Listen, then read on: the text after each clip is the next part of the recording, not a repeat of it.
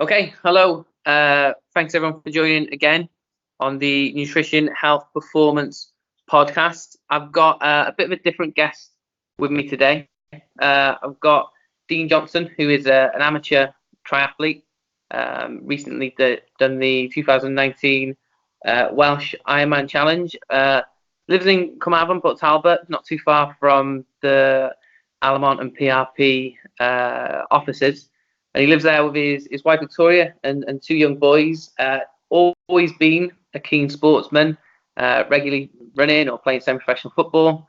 But after being a firefighter for a number of years, unfortunately was involved in a road traffic accident while on his bike, which I'm sure we'll get into. So the accident, not his fault, meant that things took maybe a bit of a different turn, and next sort of 3 years weren't maybe quite as planned.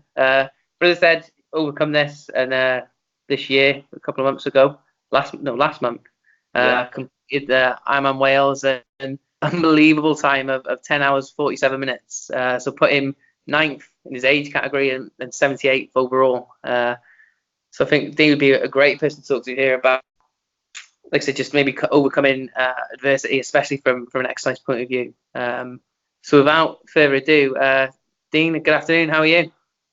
Good afternoon, Jamie. Thank you for that nice introduction.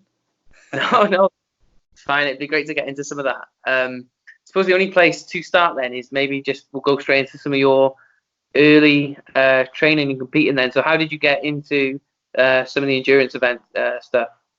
I'd say initially my first love was football. So I played football from a very young age as a child. I had a brief spell in running, so running on the track, middle distance running, cross country, and I found I was quite good at that. But I found it like quite a lonely sport, athletics, very individualist. So I went back to football, but I always had that sort of burning ambition to go back to endurance sport, to see how good I could do, how well I could do. So it wasn't until roughly I was about 35 years of age when the knocks of football were taking too long to recover from. Yeah. So I decided to go into the endurance side of things. So joined the local running club and started from there really. So I went gradually building up, doing distances from 5k all the way up to a marathon. And then I kind of got a little bit bored with that. Just doing the running, and Ironman and triathlon in particular was very popular.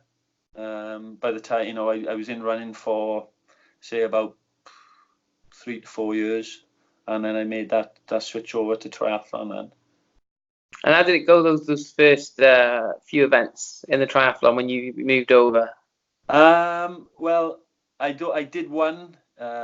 Which was actually like 3 days before I had my accident, when I got knocked off my bike. So that was my first ever triathlon. I think that was on the Sunday. I had my accident on, I think it was like a Tuesday or the Wednesday after. So I was, it helped me. Like triathlon, it was very new. And it's something I was enjoying doing, and I was sort of planning races ahead. And it was funny when I had my accident, and I literally looked at my injuries. The first thing I thought was, that's going to spoil my swimming training. That's going to retrain a little bit. Yeah, I didn't even think about the consequences. I just thought, it's going to stop my training. So before, just take you back a little bit then. So just to give us a better idea of where you were right before the accident then. So what sort of standard or what sort of levels of fitness are you getting? Because you're doing pretty well at that point.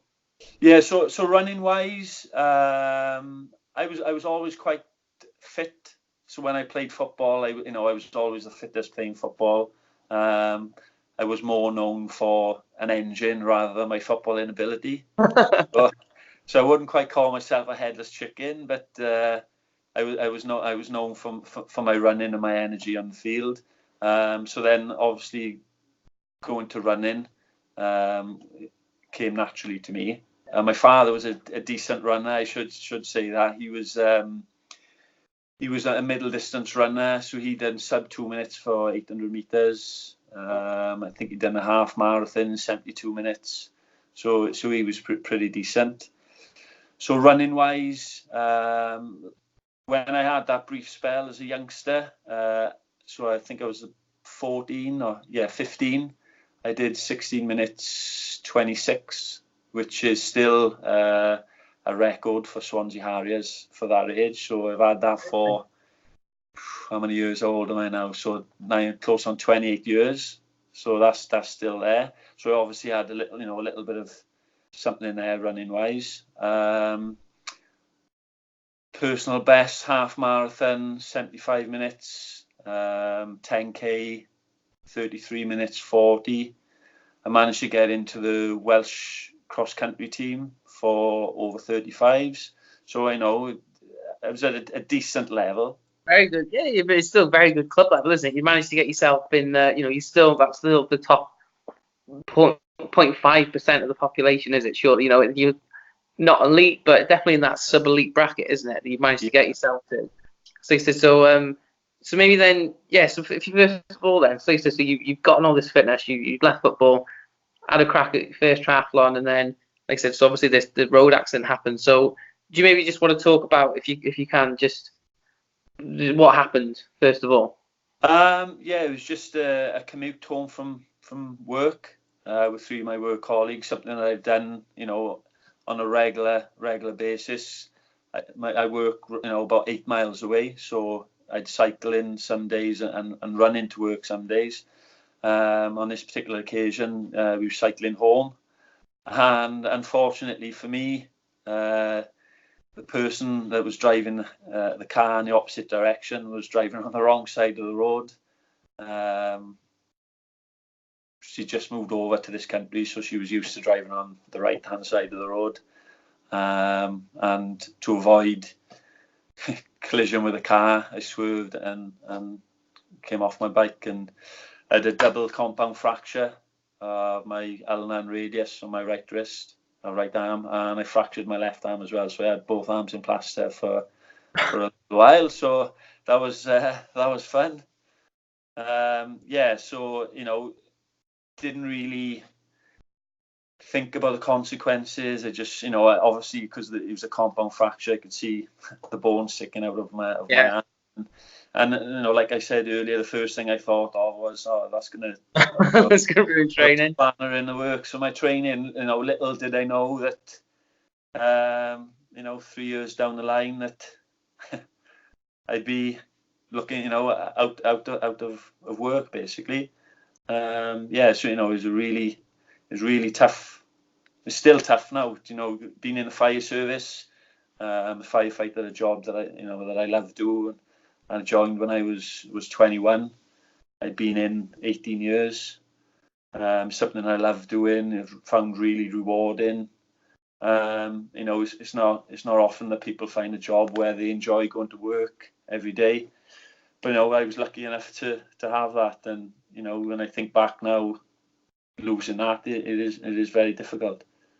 So maybe, like I said, if you're okay, talk about it. Talk us through some of that process, because obviously, everyone could probably understand the physical recovery that you've had to go through and how long it's going to take and some of the issues. But what about the mental and then the practical, like I said, real world recovery and sort of how things transpired over the next few months and years? Yeah, so the first few months, obviously, my arm is in plaster and it's painful, but you just think, all right, you're going to heal. Things are just going to go back to normal. But because it was an open wound, what they said was that there's a possibility that there was an infection and the bone didn't unite, so the ulnar didn't unite together. Which they said, was really strange because I didn't smoke, I was healthy, I was just unlucky really. So it went from sort of thinking that my arm's going to be in plaster and I'm going to be out of work for a couple of months to actually, it's going to be 6 months while the bone heals. Yeah. but it just went on and on. The bone wasn't healing. And then the feedback I was getting from the surgeon was, it was a really nasty break. And there is a possibility that I won't be able to go back to work. So that's when sort of the realization hit then that, it's not actually, it's not going to, the pain, from the wrist is actually, I might have to lose my job. And that's really when the mental side came into play. I started to, feel very down. But I've got to say what did really help was I'd entered a triathlon before my injury, which was around the April time. So as soon as my arm was out of plaster and the scarring, had healed, I started swimming, and I had a goal, something to look for, and that was massive for me. And I entered a few races as sort of like a rehabilitation type of thing. But then once the triathlon season finished, I sort of had nothing to train for. And then that's when the depression started to kick in. I was just moping around the house, feeling sorry for myself, really. And I changed mentally as well. Obviously my wife, my children, they said that I completely changed my personality.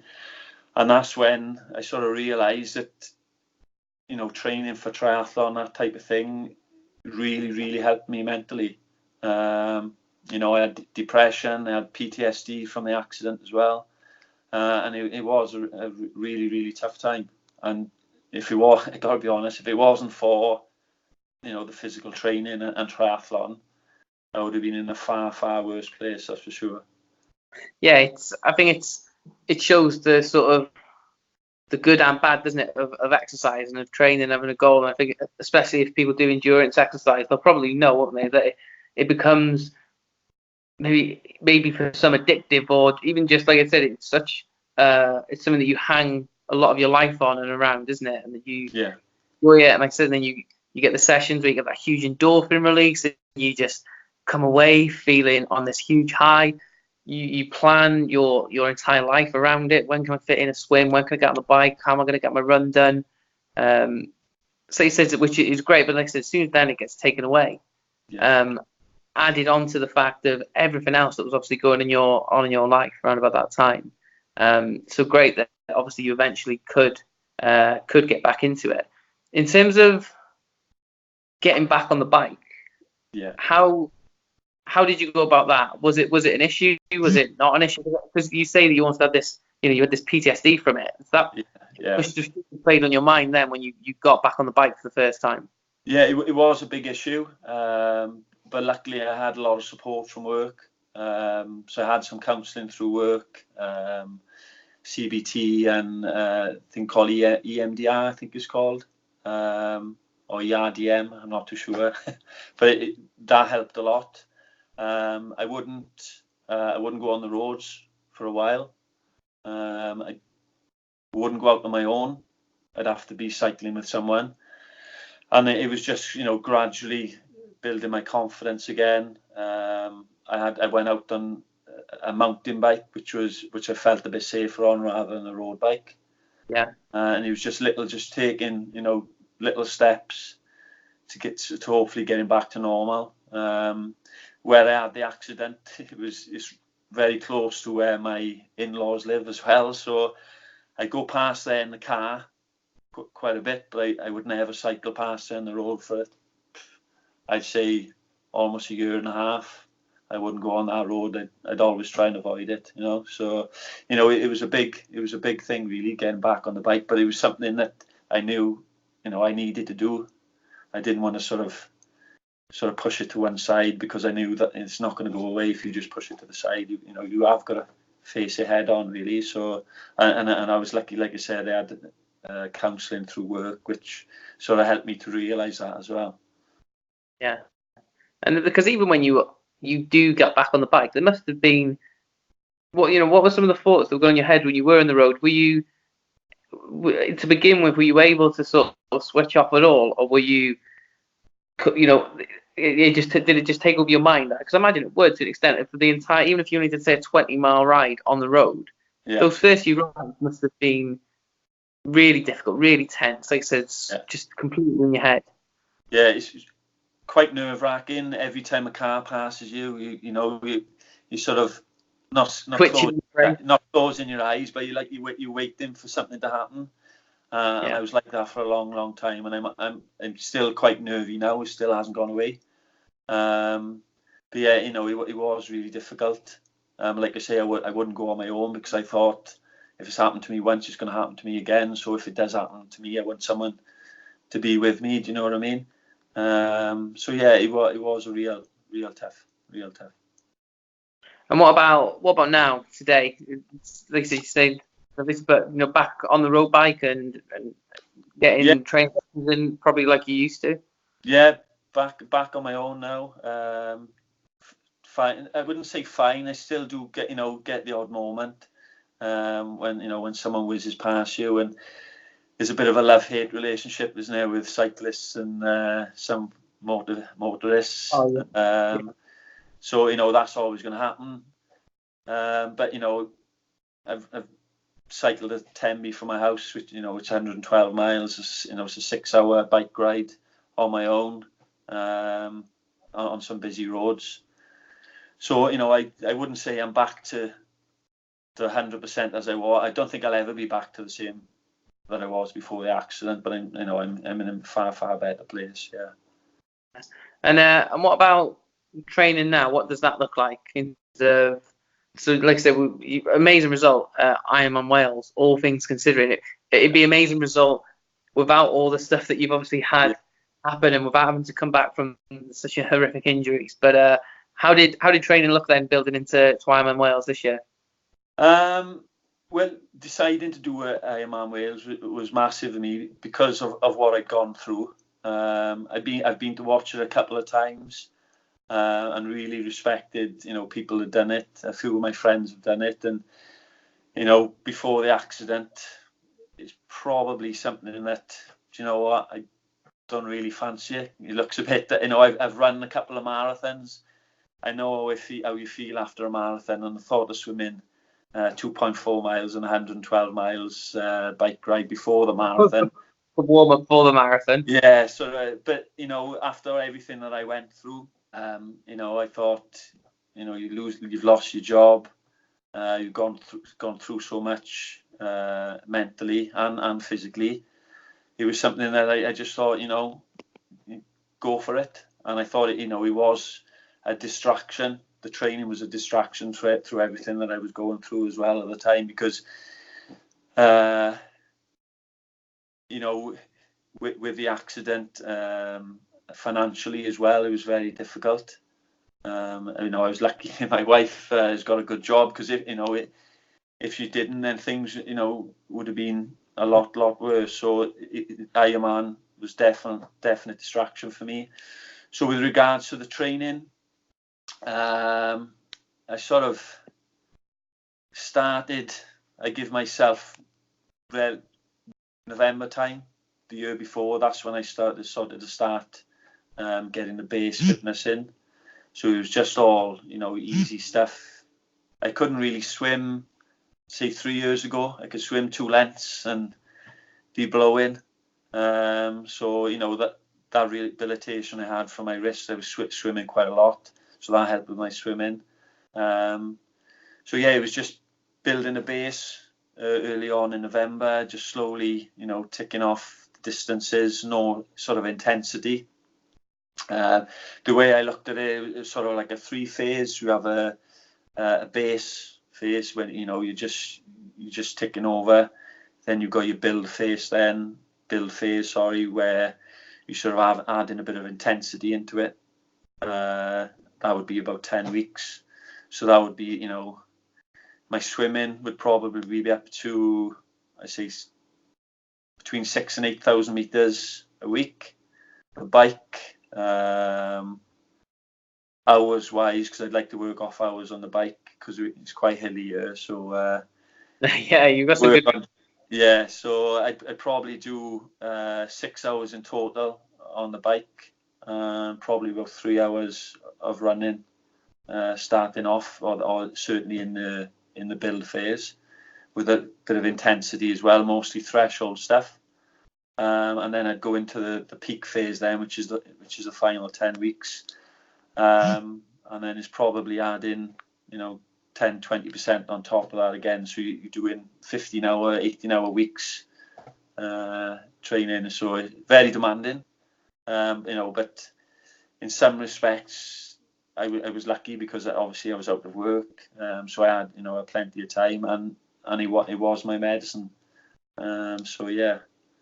I was going to say, so you say, so I know you say you had a lot of time, but it still takes a lot of dedication, a lot of sometimes willpower to get out the door, especially for the months. Was the accident, or was the race like a big driver to sort of get you out the door, or were you normally quite diligent and quite on it? Like, even if you didn't have the motivation that day, you would still, you wouldn't need something else to get you out.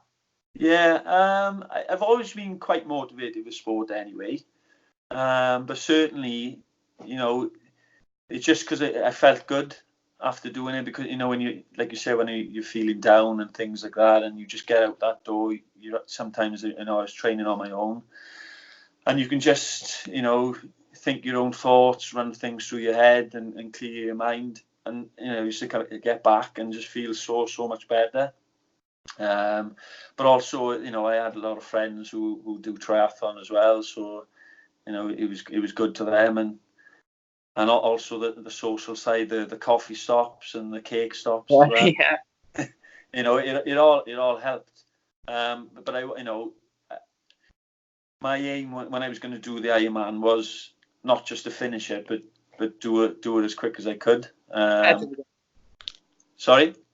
Competitive again, isn't it? That's like I said, you didn't want to just turn up and be a number. And I think once you have reached a certain level of fitness before, I think that almost never is the aim, then, is it? Because you probably knew deep down that even if you didn't train for it, you could have finished it. You'd have beat the cut-off time. So completing it was never an issue, was it? Like, so it's that personal pride to, I want to get the best splits on each leg as I can. Definitely, yeah. There's all different types of abilities of people who do Ironman. Everybody's on a different journey. People who take 17 hours, I take my hats off them, to go that long, to start at 7 o'clock in the morning, and finish it at midnight. It takes a different type of strength. As I say, mental strength behind that, knowing before you even start, I'm not going to get to the end until at least this time is phenomenal. Yeah, definitely. So, I just I wanted to do as well as I could, just to test myself, really. And that's the way I've always been with regards to sport. Anyway, is I'm super competitive. I want to do as well as I can. And what about in the race itself then? Were there, presuming there must be, when you were out for nearly 11 hours, there's obviously the good times and the bad moments as well. Were there any sort of standout, of those dark moments where, I don't know, doubts creep in, or you want to get yourself to slow down, or was there any moments of that during the race? But it was funny because the race was exactly 3 years and 1 day to the accident, so that was always on my mind. Because I was quite emotional at the start, just thinking about that. Everybody was excited and nervous and thinking about the race, and I was thinking more of the journey that I had, that those 3 years, and sort of how much the training for the Ironman had helped me. So I was thinking a lot about that all the way around. There wasn't really there was one moment on the bike where I could feel myself slowing down, and I could feel some people catching me and going past. But I think that was down to nutrition, because I had my nutrition plan, but it's my first Ironman. It was a learning curve for me, nutrition wise. But then you got into the stage where I wasn't actually hungry, but I sort of forced myself to try and eat something, and as soon as I ate a bit of food, it was just like a switch being turned on, and I was back at it. So on the bike, I had a little bad patch there, and I would say probably the last half of the marathon as well. That's when the tiredness really kicks in, and my quads were really sore, because it's not exactly a flat run either. It's quite a hilly run for Ironman marathons anyway. So, my quads were sore, and that was my only disappointing part of the day. My goal was to sort of get under 11 hours. I'd be, really happy under 11 hours. I thought I had a shot of 10 and a half hours, which traditionally for Ironman Wales would give you a spot on Kona for the age group World Ironman Championships. I got somewhere in between. I think 10:47 what I eventually finished with, and the run really was what let me down in a certain respect, because I would have expected to do a 3.5 hour marathon, and I did a 3:39, and I missed out on a Kona spot by 8 minutes 48 or something like that. So that 9 minutes was a bit of a difference, but I put that down to I did a race roughly about 8 weeks before, and I went over on my ankle, and I couldn't run for 4 weeks, and that was a key point for me, where the mileage was high, like 16, 18, 20 miles long runs, and I had to miss all that. So I think that definitely had an effect on the run. But at the end of the day, I did as well as I Still could. done extraordinarily well. Everything, like I said, you've done extremely well just on its own merit, and everything else that's been before it just makes it an even greater achievement. Are you going to be doing races next year? Yeah. Get that spot of Kona. I probably want to have go a Kona next year. My wife doesn't know this yet, but I've entered my Orca 70.3, which is on my birthday, May the 9th. Okay. We're going to look forward to that. And then you tell us soon, and then we won't put this episode out until you told her. No, she knows about that one. She doesn't know about the next one. Okay. I've hopefully qualified for the ITU World Championships, which is for the Great British Age Group team. That's in Holland in September. That's the one she doesn't know about yet. So I'll give her the guilt trip for saying this for the British team. So hopefully she'll let me go with that. You definitely let me go. Yeah. So the one other question I did have before we start to wrap up is what lessons do you feel? I know, like I said, everything you went through. Were there any sort of big lessons that you felt you've learned from it, either about yourself or about just from the whole experience in general? I've learned a lot about myself. So to keep going, basically, and try and have a positive outlook on everything. Like have a bit of a growth mindset. Yeah. Rather than seeing what happened as a negative thing, try and think more about all the positive things that have come out of that, and then just try and apply it to everything that you can, and just do your best. If you fail, it doesn't matter. It's far worse things that can happen. And I definitely believe I'm a better person because of what have happened. If I had the chance to go back, I definitely would. But that's not going to happen. So I've just got to embrace it really, and look on the positive things.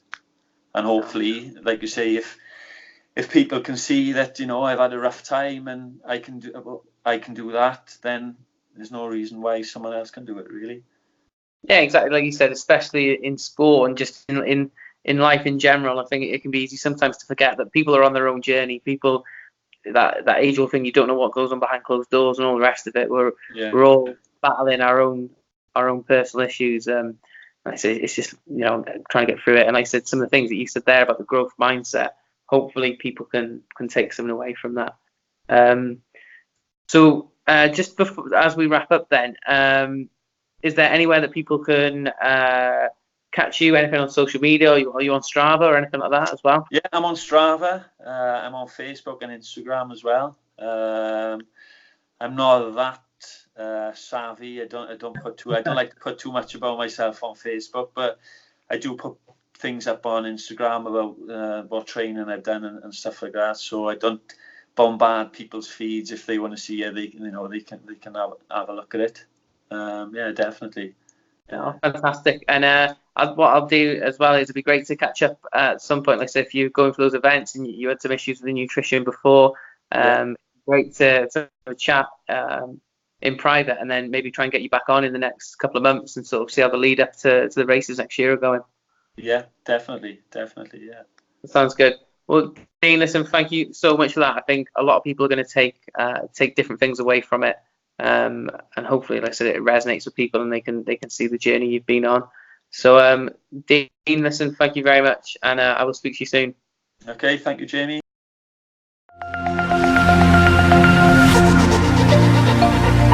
Thank you.